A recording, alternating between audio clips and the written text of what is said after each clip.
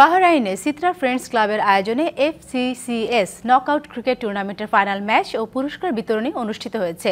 Bahrain প্রতিনিধি নোমান সিদ্দিকী জানান, বৃহত্তর বরিশাল জনকল্যাণ সমিতির সার্বিক সহযোগিতায় সিত্রা ক্রিকেট গ্রাউন্ডে ফাইনাল ম্যাচের আয়োজন করা হয়। এতে স্যার ইয়ং বয়েজকে 31 রানে হারিয়ে চ্যাম্পিয়ন হয় আলী ইয়ং বয়েজ। পুরস্কার বিতরণী অনুষ্ঠানে প্রধান অতিথি ছিলেন বাহরাইনে নিযুক্ত বাংলাদেশের রাষ্ট্রদূত মোহাম্মদ রইস হাসান সরওয়ার। বিশেষ অতিথি ছিলেন বাহরাইন ক্রিকেট ফেডারেশনের প্রেসিডেন্ট সামি মোহাম্মদ আলী, বাংলাদেশ বিজনেস ফোরামের সভাপতি আইনুল হক, বৃহত্তর বরিশাল জনকল্যাণ সমিতি বাহরাইনের সভাপতি শাহ মোহাম্মদ আব্দুল হক, সাধারণ সম্পাদক সরওয়ার হোসেন এবং বাহরাইনে বিভিন্ন সামাজিক সংগঠনের নেতারা। প্রবাসী ক্রিকেট প্রেমীদের অংশগ্রহণ, দর্শকদের উপস্থিতি সব মিলিয়ে ম্যাচটি ছিল উপভোগ্য।